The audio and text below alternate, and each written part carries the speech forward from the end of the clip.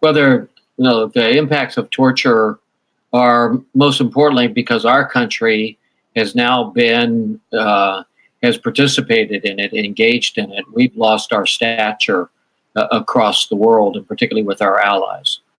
And, our position and as a leading democracy has always been that we don't do this. That the foundations of human rights are really what organize and frame our democracy. And we've lost a lot of status and the confidence of many of our allies. And it's made it difficult for us to go about and do what we need to do to keep the country safe and to have security. The torture itself is damaging to the captives. It causes physical and psychological injuries. They last for many, many years, if not a lifetime. You can see evidence of those injuries and damage in medical evaluations and in psychological evaluations. There's no evidence that it's effective at all. And everyone who's ever been a professional air interrogator will tell you that there's absolutely no evidence that it gives you good information. They will affirm for you the fact that people who are tortured will say whatever they need to say to stop the torture. And we just recently, 2 days ago, had a article written by former Colonel Wilkerson, who had been Chief of Staff to General Powell when he was Chairman of Joint Chiefs, and then when he was Secretary of State, that clearly affirmed that.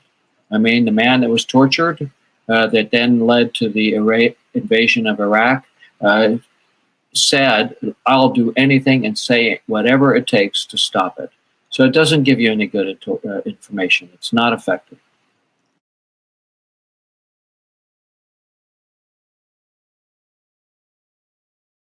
I think as she's gone through these hearings, she's failed to show the leadership that we need in a director of the CIA.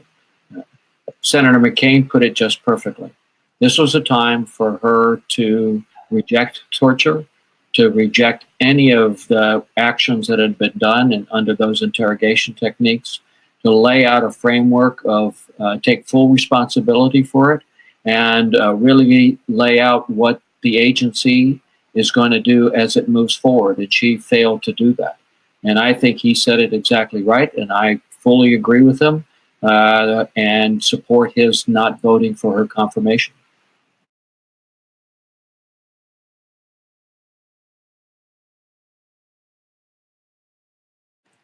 This is a time that for them not to confirm her as the director. She's not the right person. She hasn't shown the leadership that we need. She has not demonstrated to us that she understands the depth and breadth of how the agency works and helps and supports our national security. And they really need to find someone who's the right person to go forward and in our national defense.